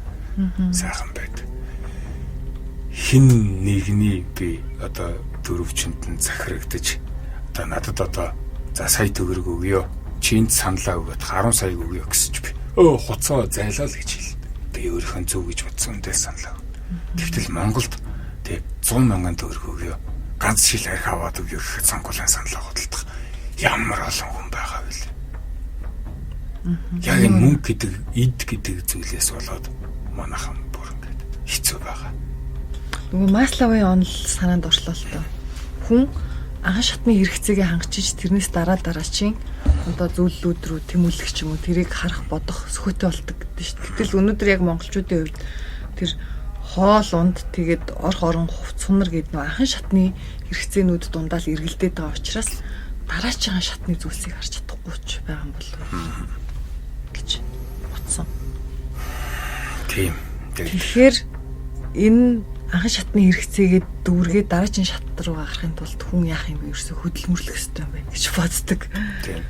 Биегээ засах ухаанд ч угаасаа нөгөө эрүүлэнхийн хүсэл, эдийн хүсэл, боловсролын хүсэл гэх гурван хүсэл байгаа даа шүү дээ. Чи мөнгөгүй бол биегээ засаагүй хүн. Чи ядуу бол биегээ засаагүй хүн. Тэ одоо цаг үед бол мөнгө бүр маш их хэрэгцээтэй. Бүр хөдлөл хөлс болсон шүү дээ энэ цаг үед. Тиймээс бид нар мөнгөтэй байх хэрэгтэй. Санхүүгийн сахилга баттай байх хэрэгтэй. Чи мөнгөгүйгээд бити өөрийгөө өмөрөөд чи тэгвэл хол очиж одоо зүгээр зайлаа л гэж би хэлнэ. Тэ мөнгөтэй хүн бол муу хүн.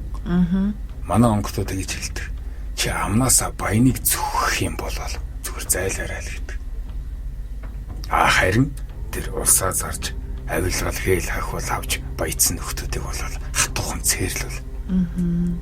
Шударгаар баяжж байгаа хүнийг бол маш их хүндэлдэг. 100 өрхийг тижээж байгаа хүн бол чи үнэхээр супер. 100 хүний нийгмийн даатгал татварыг тэлээ 100 айл өрхийг тижээж чадчих шүү дээ. Энэ бол миний хувьд баатар хүн. Баяжих хэрэгтэй гэж хэлж байна те. Тэгээд энэ талаар ингээд дэлгэрэнгүй мэдмээр байвал хүүхнүүрээ сонсороо. Гэтэ мөнгөтэй болох арга зааж хөө. За. Зүгээр л дууд. Зарлиг өг.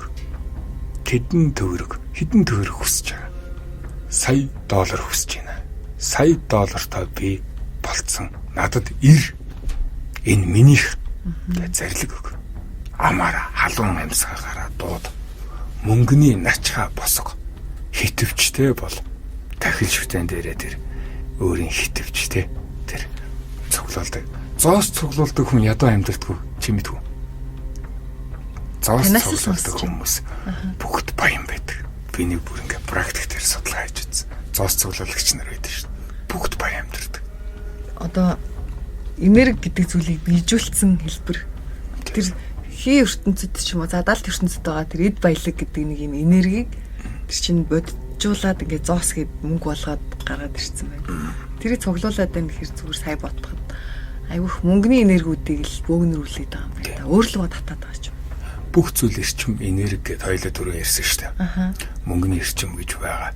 Хүчрхэг орны зоосыг цуглуулдаг. Эдийн засаг нь маш хүчрхэг байгаа орны зоосуудыг цуглуулж тэрүүр начхаа буюу одоо бурхан тахил шиг тийм шүтэн босгодог бий болвол. Одоо за дэлхий дээр 200 орн байна гэдэг тооцчих. 50 хүчрхэг эдийн засагт орн байна. Тэр орны зоосыг цуглуулчлаа. Тэргүүр ингээд өөрөө сүлт босгочлаа. Тэгэхэд тэр бүх орны валютын энерги миний гэр өргөнд цугларчдаг. Би гараал хаашаал харна надтай бизнесээ хамтраа ингээд гэсэн хүмүүс ингээд алхам тутам таараал чам мөнгөгүй гэл ингээд ийм хүмүүстэй би алхам тутамдаа таард. Би мөнгөөр одоо эзэж гачигддаг. Наа чи жихэн нөгөө манайхны сонирхдаг манифест яваад дээ шүү манайхаа. Манифест буюу хүслээ бодит болох өөртөө дуутах. Тийм үү. Тийм нэг зан үйлчих юм уу яваад. Би тэр манифест гэдэг нэршлий чинь болол мэдэхгүй байна. Бөөмөргөлд ийм зүйл байдаг. Зүг. Тэр энергийн урсгал гэдэг зүйл байдаг. Олон улсын тэр валютын сангаас эрчим энергийг татчих. Ингээл одоо чинь бүх ингээд хүчрэг орнуудаас ингээд ийм алтан утсууд нааш ингээд эдийн хүсэл рүү маань ингээд дамжигдаад ороод ирсэн байдаг. Энэ эрчмүүдээс ингээд татаад за төгсөөд хэдэн доллар явуулаа. Минийдүүд гэж юм ингэж байгаа юм уу гэдэг ч юм уу. Тэр мөнгөдөө би татаад нөгөө өнчөөрөөс хөвгдөдтэй ч юм уу. Онцгой сүнслэнгүүдэд би зарцуулдаг. Төсөөлөл гэдэг зүйл байдаггүй. Оршууд. За төсөөлөл гэдэг зүйл байдаггүй. Энэ зүйл өөр хэмжээс ертөнцид биелж идэг. Би баян хүн, би чинээтэй хүн. Надад тийм мөнгө орж ирнэ. Ир зарлагддаг. Сая доллар надад орж ир гэхэд орж ирдэг. Энэ зүйл эдэнэ бийтсэн байдаг. Би ийм машин авмаар байна. Би Ford Raptor гэдэг машиныг 600 сая төгрөгөөр авмаар байна. Би тэрийг өөрийн болгоцсон байна гэж маш ихээр төсөөлөд бэлэг талд биежлээ шууд арга талд буугаад ирдэг. Би ийм нөхөртэй болмоор байна. Ийм сайхан ийм нөхөртэй болмоор байна. Миний төсөөлөл бүрэн биежлээ бэлэг тал ертөнцид бүрэн биежсэний дараагаар шууд арга талд буудаг. Гэхдээ бэлэг талд төсөөллийн ертөнцид биежтэл нь би тэрийг сайтар төсөөлөх ёстой. Биежж дүүрлээ бол шууд миний арга талд буудаг. Бэлэгтэй дүүрж байж аргатаа буудаг гэдэг үг байдаг бөөмөргөлд. Энэ харваа ертөнцийн маш их мөнгө байгаа. Маш их мөнгө байгаа. Энэ танигч болж болно. Гэхдээ та мөнгөтэй болоод яг юу хийх юм бэ гэдэг чинь чухал. Зүгээр нэг те гоё маш аваад унах юм уу, хаусанд амьдрах юм уу? Утгагүй үстэй юм. Энэ мөнгийг юунд зарцуулах юм гэдэг чинь л их чухал байна. Би ампхаа сан гэдэг санг үсгэж энэ өнчин тэнгэртний үүлэнд зарцуулагдана. Монголын бүх тэр асрамжийн газрууд соёлын талбарт, эдийн талбарт, одоо боловсролын талбарт хөрөнгө оруулалт хийгээд явдаг. Манай онгод тэгж ярьдаг. Хүмүүсээ санд үзүүлж байгаа би төрдөө өгнө гэж ярьдаг. Хүнсний бодлого гэдэг зүйл байт юм а. Энэ мянган хүнс ч мэрэгжил биш. Бүхэлд Монгол улсын хүнсний бодлого гэдэг зүйл байна. Хүнсээ яагаад ингэж харь орноос ингэж аваад байгаа юм бэ? Ингэж хараат байгаад байгаа юм бэ? Энд чинь амьдралын ингээд анхдагч хэрэгцээ шүү дээ. Ядахна хүнсээ та нар өөрсдөө. За хувцс мовц дараагийн одоо зүйл байд юм биз. Тэрийг бол өөр тэр үйлдвэрлэгч орноос нь авч болно. Бүс давууга тэр хятадаас өөрсдөө харин тэр хувцаа ой гэдэг ч юм уу. Хатан хүн гэдэг зүйл заавал нөгөө юм ойдог байх ёстой юм шүү дээ гэдэг шүү дээ. Өөрсдөө хувцаг өөрсдөө хийгээд өмс түүхий эдийн үйлдвэрлэж чадахгүй бол хариг өрнөөс ав гэдэг ч юм. За тэгэхээр эдийн талаар хоёлаа сая гол ойлголтууд өгөх гээд тэгээ дэлгэрэнгүй бол хоёлаа ярихгүй ерөнхийдөө гол ойлголтуудыг өгөх гээд яваад байгаа шүү дээ. Тэнгуут миний яг өөрийн амьдралын туршлагаар гэх юм бол тэр эдийг хурааж чадсан орчин үеийн бидний хэллэгээр санхүүгийн эрх чөлөөнд хүрсэн хүмүүс бол маш ухаантай хүмүүс юм байна. Боловсралтай хүмүүс байгаа юм. Тэгэхээр эд баялаг гэдэг зүйл маань өөрөө ухаан буюу боловсролын түвшинтэй шууд холбогдож орж ирж байна гэж бодож байна. Эдтэй болох, баян болох, чинэтэн болох, хамгийн ихний алхам бол түүний хүлээн зөвшөөрөх. Чи өөрийгөө баян байж болно гэдгийг чи эхлээд хүлээн зөвшөөрөх хэрэгтэй. Баяныг жигшдэггүй байх хэрэгтэй. Мөнгөтэй хүн муу хүн гэдэг үзлээ хайх хэрэгтэй. Хамгийн ихний ойлголт юм. Өөртөө баян байхыг хүлээн зөвшөөр. Чинэтэн байхыг хүлээн зөвшөөр. Эндээс эхлэе шүү. Хүлээн зөвшөөрөхгүй бол чи мөнгийг үзэн ядж байгаа бол мөнгө чамайг үзэн ядна. Чи мөнгийг хайрлж, хүндэлж, дээдснээрээ мөнгөтэй байна. За яг наанаас чинь үн цэн гэдэг үг ороод ирэх чинь над дээр бас ингээл олон хүмүүс асууж зөвлөдөх зүйл байна гэж ингээд ярилцдаг. Тэгээд яг энэ эдийн гашигдлаасаа гарах хүсэлтэй хүмүүс айгүй хэрдэг л дээ. Гэхдээ тэр хүмүүс маань нийтлэг ерөөсөө бүгд үн цэн гэдэг зүйлийг ерөөсөө мдээгүй ойлгоогүй хүмүүс яваад байт юм байна гэд. Тэгвэл альва зүйлийг илүү гүн түвшинд ч юм уу ойлгодог болсон олон өнцгөр хардаг тэр тарих ухамсарын тэлэлт хийсэн хүнийг л би бол боловсралтай гэж бодоод байгаа. Тэгэхээр үн цэн боловсрал эд баялаг энэ гурамсан холбоос яаж орж ирэх гэдэг юм тий. Үн цэнийг бүтээх хэрэгтэй хүн. Цэнэгүй хүнтэй юу ярих юм? Өөрийн хийж чаддаг зүйлдээ бардам бай, онгорой бай. Зангарахтай бай алив зүйлийг хийхэд. Зан гараг гэсэн үг тий. Зангараг гэдэг чи өөрөө зан гараг. Чи юмаа хийж байгаа. Чи домч мэрэгч, эмч мэрэгчлээ хүн бай. Хамгийн шилдэг нь бай. Эндээ чи бүх зүйлээ зарцуул. Зангараг. Чи тоогооч. Хамгийн шилдэг нь болох гэж хичээ. Ингэж чи цэнийг бүтээн, үн цэнийг бүтээж чадна. Надад яг тэгж санагдсан шүү дээ. Яг өөрийн амьдрал дээр би бас заримдаа ингээл аархал тийм. Би наадах ч уусч чадна шүү дээ гэл. Тэгээ нэг тэгэхээр хүн бас нэг би ингээд хэлсэн юм чинь энэ хэлсэн үгэндээ эзэн байх хэвээр хүрэх хэвээр гэж цаанаас нөө илүү хичээл зүтгэл мэрэлт гараад идэг. Тэнгуут яг орчин үед ихэнх хүмүүс энэ өөрөө өөрийнхөө үн цэнийг мэддэг яг тэр энэ зангарахтай зам байдлыг нэг юм эго гэд жоохон юу гэдэг юм бэ? Гутаагаад байгаа юм шиг андуураад байгаа. Холиод эго гэдэг нь юу гэсэн бэ? Эго гэдэг нь болохоор ерөөхдөө миний ойлгож байгаа сэтгэлийн хорыг л хэлээд байна. Тэр шунлыг, бардамыг. Тэнгот хүмүүс өөртөө ихтгэлтэй байгаа хүмүүсийг ямар бардам юм бэ гэд ингээд үгүйсэх гээд идэг. Яагаад? Харин тийм ээ. Чадж байгаа зүйлдээ бардам биш үү? Хүн. Чадахгүй байж худал сагсуураад хэрэггүй шүү дээ. Чадахгүй байж би чадна гэдээвэл энэ буруу. Чи чадчаа түүгээр өнгөрч сагсуурч аархаж болно шүү дээ. Хүлэн зөвшөөрнө шүү дээ. Айцл яваад идэг юм байна л та. Хэрвээ би одоо чаддаг зүйлч вэ? Би чаддсан шүү дээ. Би бол ингээд үнэхээр гоё наадсан шүү дээ гэд хилээд ярмаар явчих нөгөө нийгэм нь чи яасан бартам ингээд доош нь чих гээд идэг болохоор тэгж бусдад адлагдахгүй гэдэг айцсаар л өөрийгөө дараад яваад идэг юм шиг. Гүй яхад хэм хэмжээг нь л тааруулж. Чи чаддаг байхад одоо намайг ингээд найзууд мэдэн штэ. Би яг өөрийнхөө чаддаг зүйл дээр маш их онгороо сагсав. Бүгд хүлээн зөвшөөрдөг. Тийм. Чадахгүй зүйл дээр би онгорч бардамнахгүй штэ. Би дутуугаа үнээс асуугаал юм. Гэтэ би өөрийгөө дутууг олж харсан бол өргөлж өнгөлж тордох гэж явах гэж хичээдэг. Энэ хим хэмжээг тааруулахад буцаад ихний ярианы сэдв рүү орох гэдэг юм л та. Боловсрал. Хим хэмжээг тааруулж чадах ухааныг бол боловсрал гэж би таны ярианаас зүгээр өөр дээрээ хувь хүнийхээ өнцгөөс ойлгоод байна л та. За энэ цаг үед боловсралыг нийтээрээ бид нар юу гэж ойлгож байгаа гэвэл олон сургууль төгссөн гадаад хэлтэй энэ үнийг л ерөөсөө нэг л хэмжүүрээр хэмжиж байгаа. Та ямар сургууль төгссөн, ямар төвшний боловсрал эзэмшсэн гэдгийг. Тэгвэл бидний өвөг дээдсүүд энэ боловсрал гэдэг зүйлийг юу гэж ойлгодог байсан юм бэ? Юу гэж үздэг юм бэ? Боловсрсан чадамжтай хүнийг боловсон хүн гэж үзнэ. Боловсралтай хүн гэж үзнэ. Тухайн зүйлийг би хийж чаддаг. Мэдүүл зохихгүй буюу суур зайлшгүй мэдэх ёстой зүйл байгаа шүү дээ. Боловсрсан. Чадамжууд нь ямар төрлийн эсвэл энэ бүх төрлийн хүнд байж болох чадамж гэдэг та том үзхөр нь хэлээд байна уу?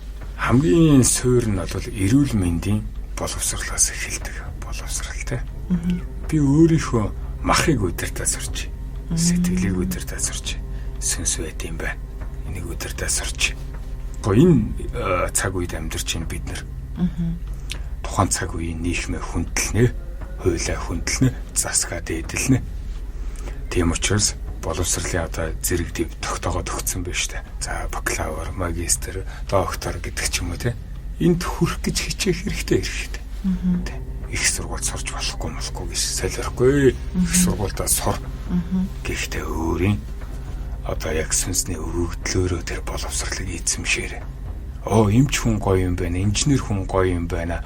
Уул уурхай Монголын ирээдүй юм байна гэл ээж аваад бүгд уул уурхай инженер болоо гэл хүүхдүүдэд тулгаалдаг. Тэгсэн чи одоо яаж? Гүйл ахаас. Тийм. Өөрийнхөө заяаг таньж өөрийгөө таньсан болвол за би ийм сүнсний өгөгдөлтэй хүн байна шүү. Би ийм чадамжтай, ийм хүсэл мөрөөдөлтэй хүн байна. Энийгээ би илүү төгс рүү тэмүүлэхийн тулд энэ боловсролыг эзэмших юм байна. Сайн сурах хэрэгтэй. Боловсролыг би эзэж үгүйсэхгүй. Сайн сургуульд сур. Сайн боловсрол эзэмш. Гэхдээ өөрийн тэр сүнсний өгөгдлөө голын хатгаасаа битий гээгээрээ бусдын хүслийг битий дагаарай. Чи юун дуртай? Чи дуулж бүжиглэх дуртай юм уу? Тэгвэл чи тэр урлагийн салбарт нь сурал та. Чи тоо бодох дуртай юм уу? Тэгвэл эдийн засгаар суралцал та гэдэг ч юм. Өөрийн хүслийг битий гээгээрээ. Ижээ аавынхаа үгийг битий даг гэж хэлэхгүй. Ижээ аавтайгаа зөвлөлд. Да би чамаас ах хүн тий. Тэгэнгүүт одоо надаас дүү хүмүүс л танаа үрээллийнхэн л одоо танаа подкастыг сонсдог байлгүй яад юм бол хамаагүй насаа л ингээ хязгааргүй юм билээ. Тэгвэл хөгшин хүмүүс сонсож байгаа юм бол үр хүүхдээ бити тэгж тулгаарай. Чи ийм л хүн бол. Чи өөрийн заяатай хүн шүү дээ. Таны хүүхэд та биш ээ. Таны яс цусны хэлтэрхийн мөн. Гэхдээ эн чи өөр сүнстэй. Тэр сүнсний өгөгдлийн сүнсний мэдрэмжийн сонсоор бити тэгж тулгаарай. Тэгэхээр боловсралтай хүн бол өөрийгөө таньсан, өөрийнхөө сүнсний өгөгдлөө мэддэг, өөрийнхөө мэдрэмжүүдийг ойлгочихсон. Ер нь баг өөрийгөө таньсан хүн юм биш үү? Сая тэгж бодогдлоо л да. Тийм. Тэгэхээр ерөөсө хүн болгон эрүүл мэндийн боловсролыг заавал авах хэрэгтэй.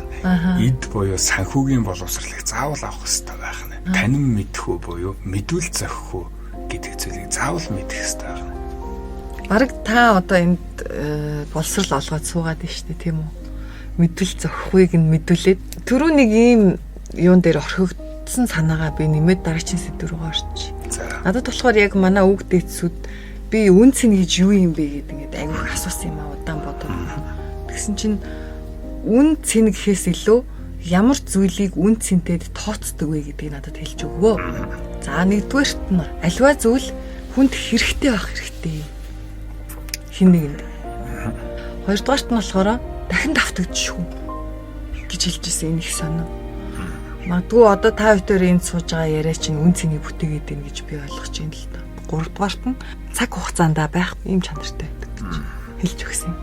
Тэгээ манай сонсогчид ямар нэгэн зүйл бодох байхаа битэрийн яриаг үн цэнтэй байгаарай, цэнийг бүтээгээрэй.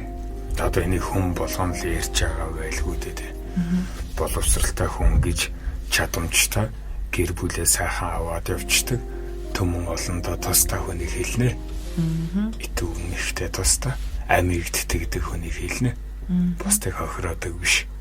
Бусдыг тэтгэж амьдардаг хүнийг боловсралтай хүн гэж хэлнэ. Боловсон хүн гэж хэлнэ. Сайн сурцгаа. Сайн сураад за боллоо гэж үзэх юм бол үйлдэл хийхдээ бүр илүү суралцдаг. Ажлын байран дээр гарахдаа бүр илүү суралцдаг. Сургууль сургаасаа илүүтэй. За тэгэхээр бидний амьдралд хамгийн гол нөлөөлдөг хүмүүс бол энэ эргэн тойрны хүмүүс байна да. За. Тэгээ баг энэ хүмүүсийнхаа нөлөөгөөр бидний өөрсдийн дотоод ертөнц өөрөө бүтэж байдаг юм шиг. Тийм мэдрэмж сүүлийн үед их орж ирээд байгаа. Энэ нэг асар том нийгмийн харилцаа орж ирж штэ. Амтлал, нөхөрлөл, найз. Бидний амьдралд энэ хамгийн гол үүрэг гүйцэтгээд байгаа хүмүүс буюу найз. анд хөрслийн талаар та юу гэж боддог вэ? Би андыг хэд хэдэн төвшөнд хуваадаг. За. Танил гэж нэг байна. Эр хүн танилтай байх хэрэгтэй. Бас найзтай байх хэрэгтэй. Дараагийн төвшин найз болоод ирдэг. Түүний дараа болохоор гэрээний төвшин орж ирдэг. Анд гэдэг зүйл орж ирдэг. Чингис хаан хүртэлтэй Жамх гэдэг андтайгаа ингэж анд барилцаад гэж ярьдаг те. Түүхэнд гардаг. Энэ бол нэг төрлийн гэрээ юм аа. Гэрээ хэлэлцээр. Тэгэх юм бол ингэ шүү гэдэг гэрээ хэлэлцээр. Гэрээ хэлэлцээрийн төвшөнд орж ирсэн найзуудыг анд гэж хэлдэг. Андын тангаргаасаа тангараг тийм үү гэрээ. Тангаргаасаа няцах юм бол цээрлэл хүлээдэг. Энэ сүнсний ертөнцид үхээдч үргэлжилж идэг. Маш том хариуцлага байдаг. Тийм учраас манайхан тэр андын тангараг буюу найзтайгаа гэрээлдэг үйлийг хийх нь зүйтэй. Энэ цаг үед буцаа сэргэх хэрэгтэй. Тэгэхгүй болвол нэг юм зүгээр надад орж ирж байгаа нэг хоёрын оронд ийм хогийн харилцаанууд яваад байгаа юм шиг. Хин ч хинийхээ өмнө хариуцлага хүлээхгүй. Тийм. Тэгэхээр хариуцлагынхаа соёлыг баг сэргээе гэдэг санаач юм шиг. Тийм. Нэг төрлийн соёлтэй. Хизээч урушгүй гэсэн тийм. Хизээч гэжтэй. Нэг ийм зүйл дээр инgi шүү тгий шүү гэдэг гэрээний төвшөнд орж ирсэн найзыг анд гэж нэрлэдэг. Анд барих ёс гэж байдаг. Энэ өөрөө ёс буюу соёл, жайг. Тэгвэл баг хинтээ андлах уу гэдгийг маш сайн судалж шийдэх юм шүү. Маш сайн судална. Энэ миний амьдрал ахуйд дэмтэй юу, тустай юу, хоёр талын нөхцөл байдал байгаа шүү дээ. Зөвхөн өөрөөс шалтгаалах бус. Тийм учраас энэ миний амьдрал дэмтэй гэж бодож байгаа хүнтэйгээ андын гэрээ байгуулаарай. Анд барих ёс хийгээр. Энэ их чухал. Найзаар минь намайг дүгнээ гэдэг тийм. Тий. Айгу болгоомжтой хандах хэрэгтэй юм байна шүү. Найзаа гэж дуудсан ноход гэрээс чин гараал дүүрэн байдаг. Чамаас яаж ч овч бол. Ямар амар хэлж байна. Тэр найзууд дундаасаа итгэлтэй энэ миний амьдрал дэмтэй, миний ахуйд дэмтэй юм байна. Дэмгүй ашиггүй бол түнтэй андалч юу вэ? Ашигтай гэж үзэх юм бол нөгөө хүнийхээ хүслийг сонсоод андалж болно. Андлах хэрэгтэй. Гэрээ байгуулаа. Чи миний ийм үл дэмнээрээ би ийм үлд чинь дэмнэ. Хоёул нэгэнд ашигтай орши. Энэ гэрээг заавал байгуулах хэрэгтэй. Энэ ёс соёлыг одоо бид нар үргэлжлүүлмээр байна. Тэг гэрээ штэ энэ чинь. Та нар ч гэсэн үйл дээр би хэд андтай гэрээлцсэн надад андууд байдаг. Бас яасан ч орохгүй энэ дээр. Энийг чи зөрчих юм бол ингэ шүү. Чандын тангаргаасаа нэвцлээ гэдэг. За болохгүй гэд. Энэ эмэгтэй хүмүүс андалж болох уу? Болно. Зөвхөн эрэгтэй хүмүүс л андалж болдгийм болов гэж бодоод байлаа шүү дээ. Гэтэ эмэгтэй хүмүүс бүгд бид нар сонирхдаг шүү энэ асуултыг яагаад. Эмэгтэй хүн андтай байх хэрэгтэй, хээх хэрэгтэй. Андалж нөхөрлөх их чухал, чухал. Ядчил хэдүүлээ бодъё л доо. Түрүүн та хэлж штэ. Бид нар одоо хүн бол одоо сэв гэд түрүү ярьж исэн. Тэгээ энергийн сэв, хүнсний сэв гэдэг ч юм уу. Тэр чинь нөгөө энерги бохирдоод байгаа асуудлыг л яриад байгаа штэ. Тэгэхээр чинь хүн хамгийн их давтамжтай уулзж байгаа хүнийхээ энергитэй байнга сүлэлтэн гэхэртэй. Тийм байна. Солилцоо хийгээд. Тэгэхээр энийг л эндээс л бодоод үзэхэд манайхаа хинтээ найзлах вэ? Ямар шухан энерги ухамсарын төвшөнтэй хүнтэй найзлах вэ гэдгийг бодолцол асуудал байна да. Өөрөөс дордтойгоо танил байж болно. Өөрөөс илүүтэйгээ найзал. Шүтсэн хүнтэйгээ андал. Биширсэн хүнтэйгээ андал. Энэ үнэхээр хин чадамж нь яасан супер юм бэ? Энэ чадвар надад хэрэгтэй байна гэж хүнтэйгээ л андал. Ашиггүй хүнтэй хизээж битээ найзал. Үр өгөөжтэй бүр үнэхээр супер ашигтай гэж бодож байгаа хүнтэйгээ андал. Гэхдээ энэ хоёр талын харилцаа хамаарал байдаг. Мэдээж хоёр талаас за хоёул андалъя гэж зөвшөөрч байгаа шүү дээ. Чиний энэ чадвар үнэхээр супер юм аа. Би ч гэсэн чамаас сурах зүйл байна. Энэ чинь чадвар чинь тэгэхээр лаг юм аа гэдэг ч юм уу. Ийм хүнтэйгээ андална шүү дээ. Тэгээ нэгэн зөвшөөрөхгүй бол угаасаа энэ чинь харилцаа тий өрнөхгүй юм байна л да.